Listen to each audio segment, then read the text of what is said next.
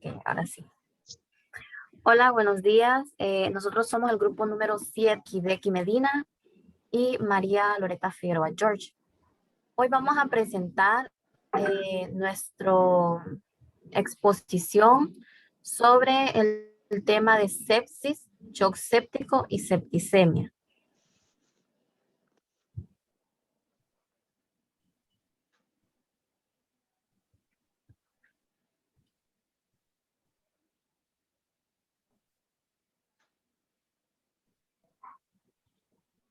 La otra presentación. Okay. Como introducción a nuestro tema,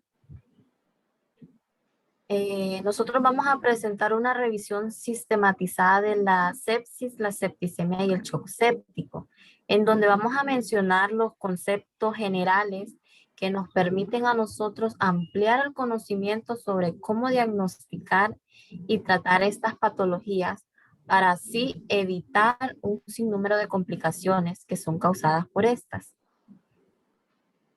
La sepsis es una patología muy frecuente que se da en el ámbito hospitalario, ya que esta se produce cuando el organismo muestra una respuesta inmunitaria desbalanceada y anómala ante una infección.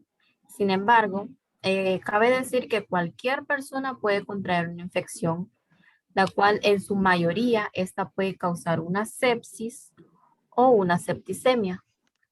Es importante también que se diagnostique temprano para así poderle dar un tratamiento oportuno a la sepsis y poder evitar ocasionar daños irreversibles en los tejidos, lo cual esto da lugar a un shock séptico, a una insuficiencia de múltiples órganos e incluso puede poner en riesgo la vida de nuestro paciente. Según las incidencias de estudios realizados recientemente en Estados Unidos, la sepsis parece aumentar debido a múltiples factores que van relacionados con la edad, con patologías crónicas, respiratorias, el pie diabético, entre otras.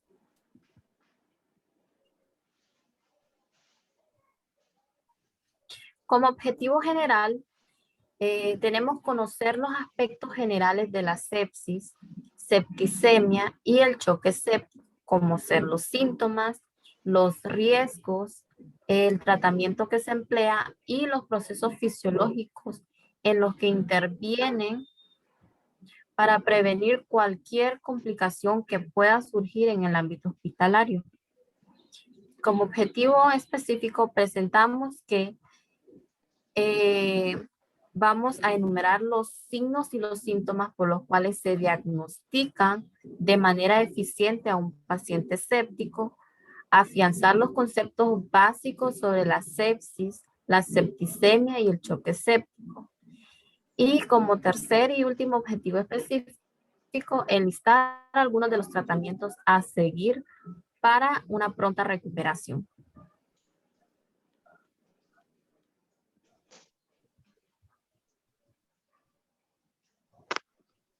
Vamos a comenzar con el tema de qué es la sepsis.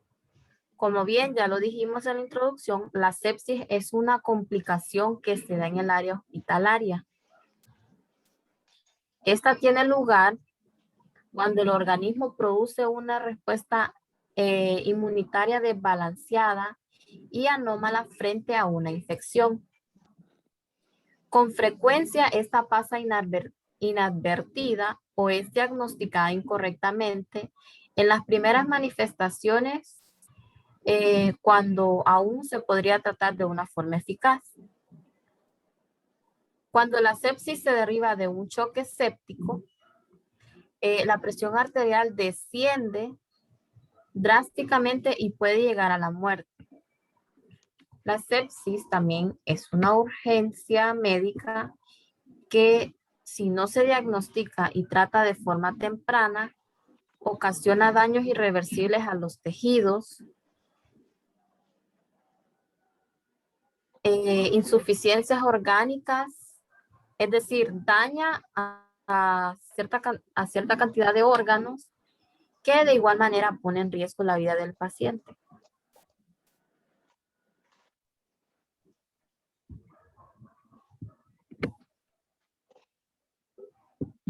Dentro de la etiología de la sepsis, la mayoría de los casos de shock séptico son causados por bacilos gram negativos o coccus gram positivos intrahospitalarios, que son frecuentes en pacientes inmunocomprometidos y en aquellos con enfermedades crónicas debilitantes.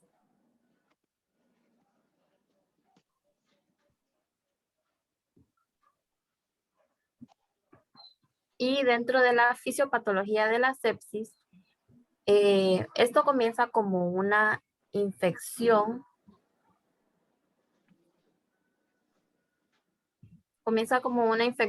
que va afectando eh, al sistema circulatorio, en donde las bacterias que están en cierta, quizás alguna herida o algo que tenga el paciente con infección, esto entra dentro de la sangre y eh, provoca una bacteremia, que es una infección en la sangre, lo cual va afectando los vasos sanguíneos y al final causa una disfunción de órganos, lo cual al tener una disfunción de órganos, esto complica al paciente y puede producir la muerte.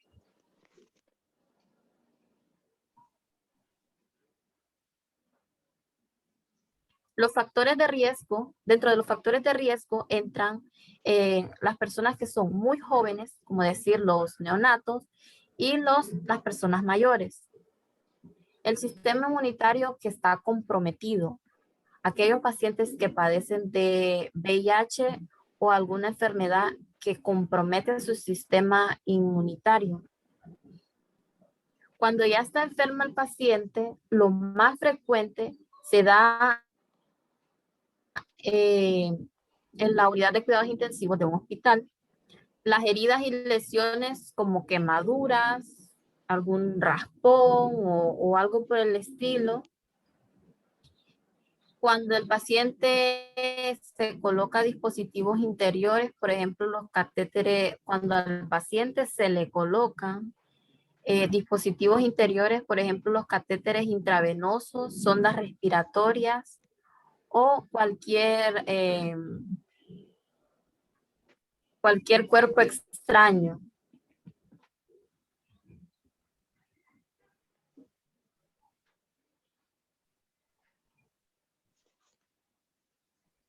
Los factores predisponentes de la sepsis encontramos algunas patologías como la diabetes mellitus, cirrosis, leucopenia, los dispositivos invasivos, tratamientos previos con antibióticos o corticosteroides.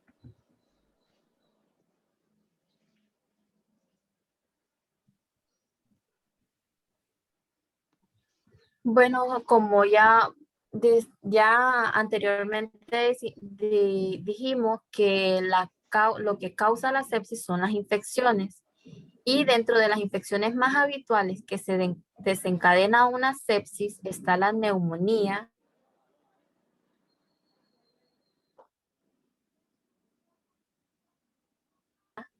las infecciones abdominales, infecciones renales y las infecciones del torrente sanguíneo. Que cualquier infección en cualquier lugar del cuerpo puede desencadenar una inflamación que nos conduce a una sepsis.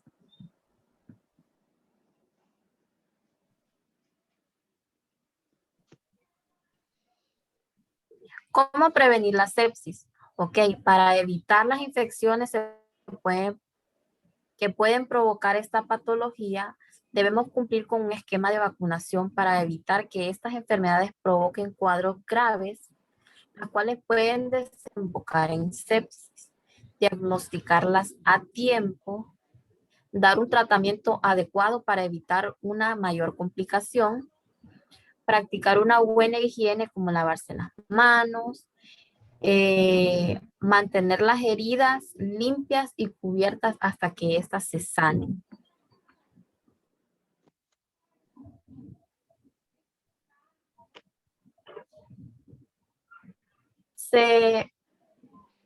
Según la información recopilada, se encuentra que hay varios tipos de sepsis.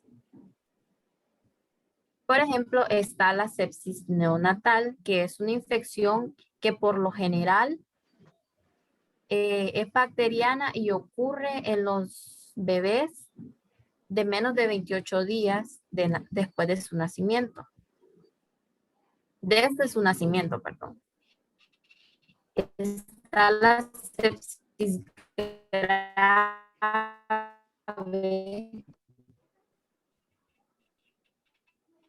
que está asociada a la disfunción orgánica, manifestando signos de hipoperfusión o hipotensión, con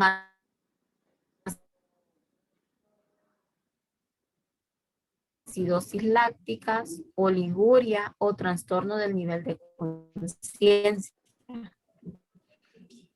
Se encuentran mortales ocasionadas por una infección grave, localizada o sistémica, que requiere atención médica inmediata. Los síntomas: brazos y piernas, dificultad para respirar y disminución en la producción de orina.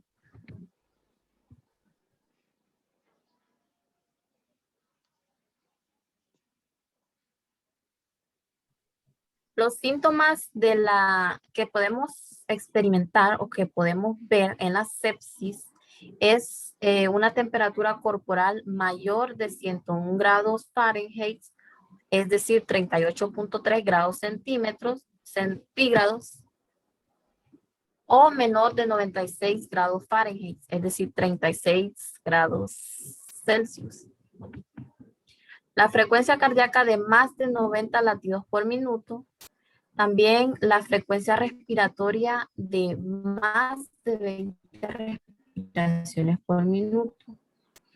Los síntomas dentro de la sepsis grave: se encuentra la reducción considerable en la cantidad de orina excretada, los cambios abrumadores en el estado mental, disminución en el recuento plaquetario, dificultad para respirar, anomalía en la función de bombeo del corazón y dolores abdominales.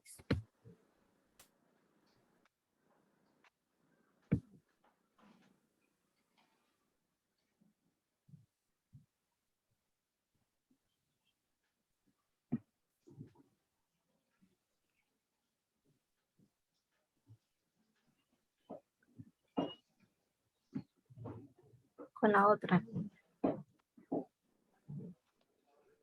Cabe mencionar también de que tenemos el SIRS, que es el síndrome de respuesta inflamatoria sistémico, cuya temperatura puede ser mayor a 38 grados Celsius. La frecuencia cardíaca puede ser mayor a 90 por minuto. La frecuencia respiratoria igual mayor a 90. Puede haber una leucocitosis y podemos encontrar células inmaduras.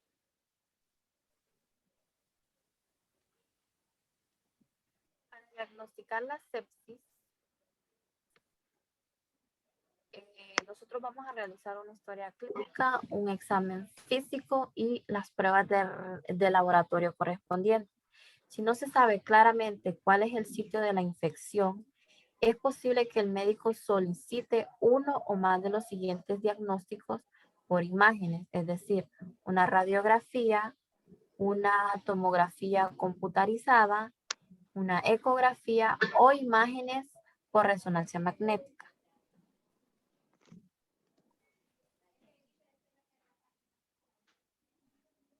Dentro del tratamiento de la sepsis, se requiere gran cantidad de medicamentos, entre ellos los antibióticos, vasopresores, y es posible que se necesiten cirugías para eliminar las fuentes de infección, como acumulaciones de pus o abscesos. Y según el medicamento que está prescrito dentro del origen extrahospitalario, Y sin factores de riesgo está la ceftriaxona, 1 miligramo cada 12 horas, o la cefotaxina, 2 gramos cada 8 horas. También está la gentamicina o la tobramicina. Y como alternativa tenemos la levofloxacino, 500 miligramos cada 12 horas, o Astreonam, 1 gramo cada 8 horas.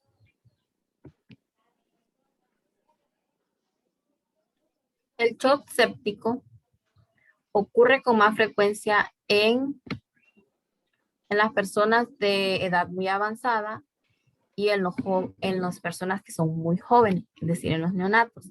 También ocurre en personas que tienen un sistema inmunitario debilitado.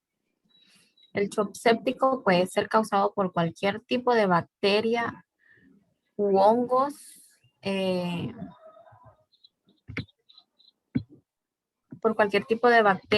hongos y en pocas ocasiones virus que pueden también causar la afección. Los factores predisponentes en el shock séptico se encuentran patologías como la diabetes, enfermedades del aparato gastrointestinal o del aparato biliar, cirugías o procedimientos médicos recientes, trasplantes de órganos sólidos o médula ósea, el uso reciente o actual de esteroides, enfermedades que debilitan el sistema inmunitario como el VIH-Sida y también las sondas permanentes.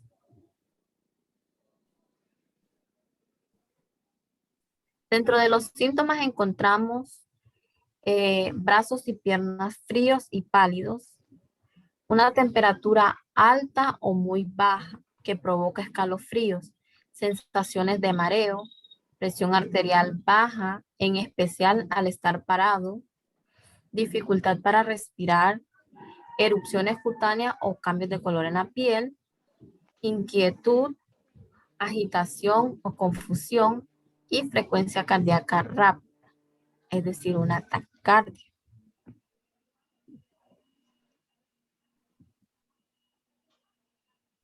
Dentro del tratamiento del shock séptico se puede incluir un respirador, un ventilador mecánico, medicamentos para tratar la presión arterial baja, la infección o la coagulación en la sangre. Se puede administrar oxígeno, también una cirugía para drenar zonas infectadas en caso de ser necesario, realizar diálisis en caso de que estén afectados algunos órganos, un alto volumen de líquidos administrados por vía intravenosa, sedantes y también antibióticos.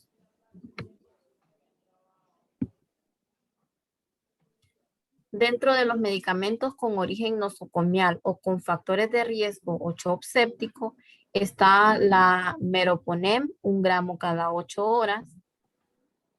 Y como alternativa está la Astreonam, 2 gramos cada 8 horas. O tigecyclina, 100 miligramos por cada bolo y continuar con 500 miligramos por cada 12 horas.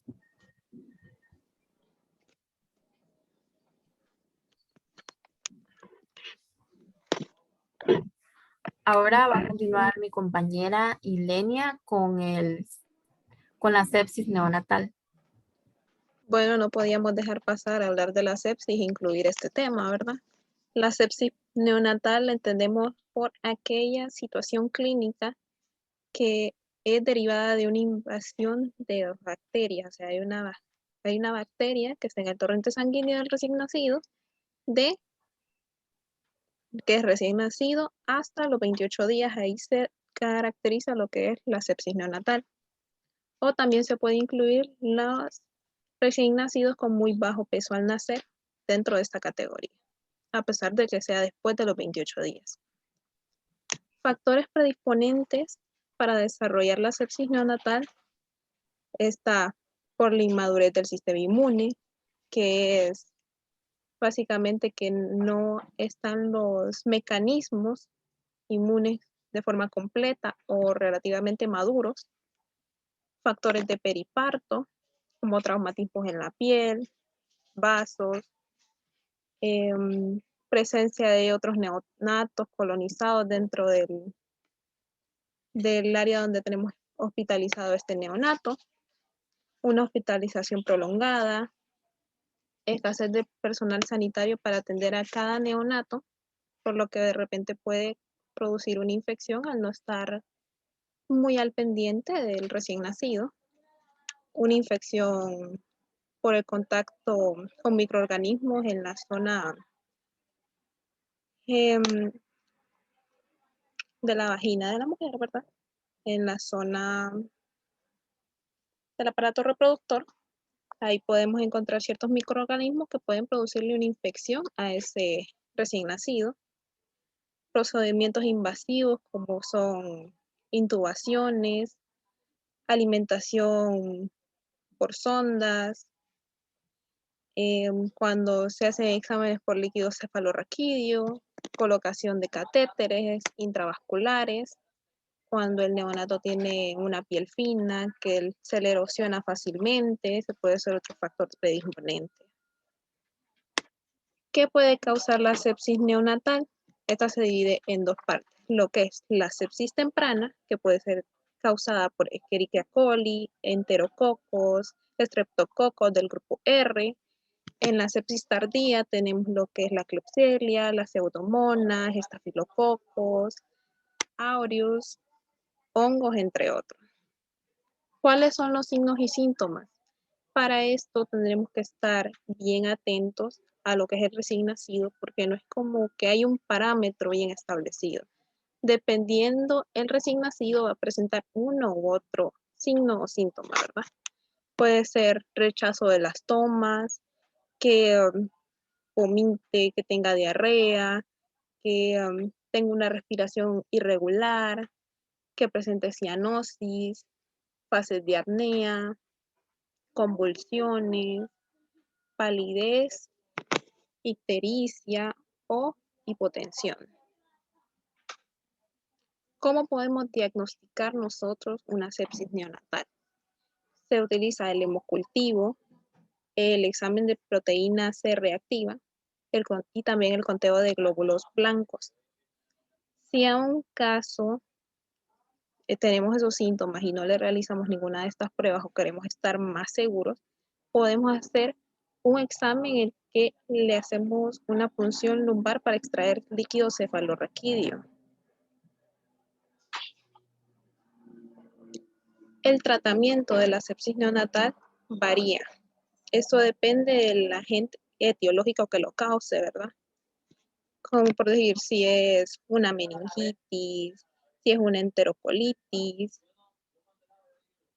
puede variar.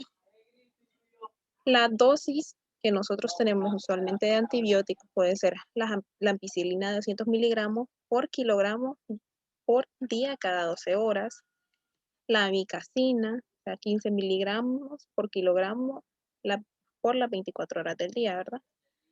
Tenemos también la ampicilina más el sulbactam, 200 miligramos kilogramo por cada 12 horas durante el día. Esos solo son algunos de los tratamientos que podemos utilizar. ¿Qué es la septicemia? Vamos a pasar a este otro tema. La septicemia es una respuesta generalizada del organismo que básicamente se produce bacteremia, una infección, hay una disfunción de los órganos y es la complicación de la sepsis que por lo general son adquiridas de forma intrahospitalaria. Su etiología, por lo general, de un 40 a 70% la etiología es por un shock séptico. También puede ser el restante por lo que es la misma septicemia, aunque se da más que todo en pacientes que tienen problemas respiratorios, que están en una unidad de cuidados intensivos y suelen ser producidos por pseudomonas, por estafilococos, y en raros casos por hongos. La epidemiología de la septicemia va dependiendo de la incidencia, ¿verdad? Se atribuye más que todo al envejecimiento de la población y de las enfermedades crónicas relativamente altas a lo que es la septicemia, como por decir, cuando está inmunocomprometido con una enfermedad como es el SIDA, cuando utiliza varios tratamientos. Y esta incidencia, según un estudio que se realizó en los Estados Unidos, la septicemia es grave y el estado de shock séptico continúa en incremento. Esto quiere decir de que básicamente, si es por infección, estos dos son los factores que son más altos para causar una muerte. ¿Cuál es la fisiopatología de la septicemia? Bueno, esto depende del hospedador. El número de receptores que desencadenan la liberación de citocinas, las moléculas inflamatorias que se incrementan en el flujo sanguíneo y la migración de los neutrófilos a donde está la infección. O sea, tenemos una infección, van los neutrófilos, atacan queriendo hacer la batalla contra la infección, pero al mismo tiempo se está provocando un dolor y aumenta la permeabilidad vascular local, lo que hace un esfuerzo doble, más que todo para el organismo, porque está queriendo combatir la parte inflamatoria de la septicemia y de paso está queriendo luchar contra ella. ¿Cuáles son los factores de riesgo que aumentan la septicemia?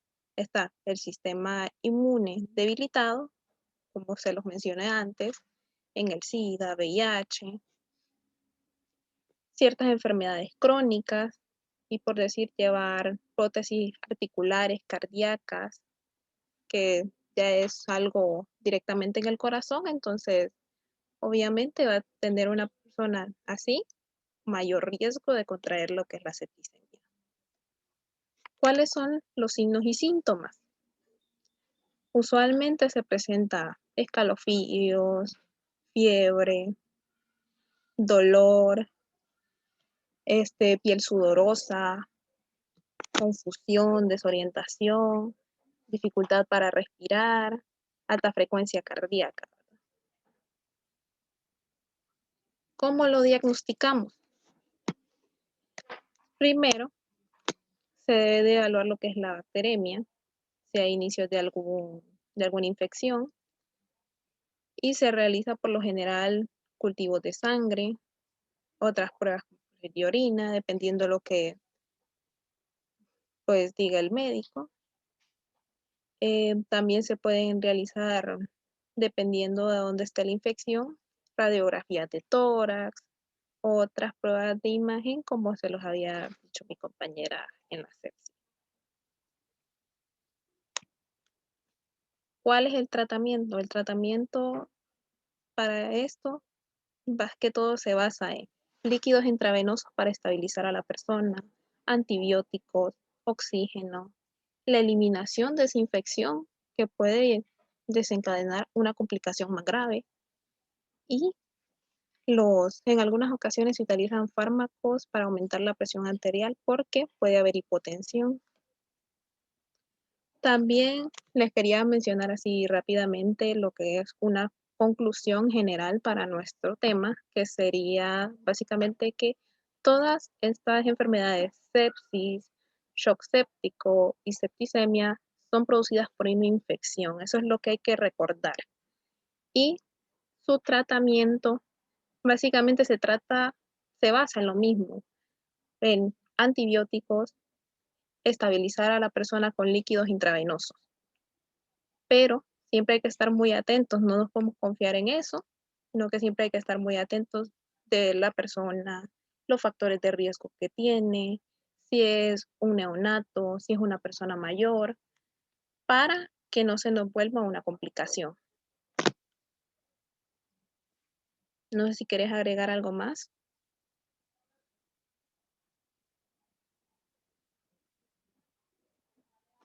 Tenés el micrófono silenciado. Como dice la compañera, debemos de estar muy pendientes de las infecciones, ya sea por una cortadita mínima, por una pequeña erupción, ya que estas conllevan a complicaciones como la sepsis, septicemia, shock séptico, y que puede causar la muerte de algún familiar, algún amigo, algún paciente. Y mucho cuidado a las infecciones, ya que no solamente es una simple infección, sino que conlleva mucho riesgo. Al igual que los medicamentos que se utilizan, básicamente son antibióticos que generalmente se dan en los primeros 7 días y que son puestos por el médico. Y eso es todo. Gracias por su atención. Espero que nuestra presentación sea de mucha ayuda. Si tienen algún comentario o alguna pregunta, lo pueden hacer en el foro de consultas académicas y nosotros vamos a estar pendientes para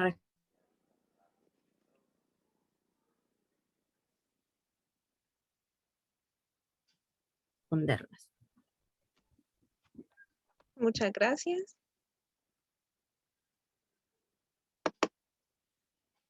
Con esto concluiríamos lo que es nuestra presentación del día de hoy.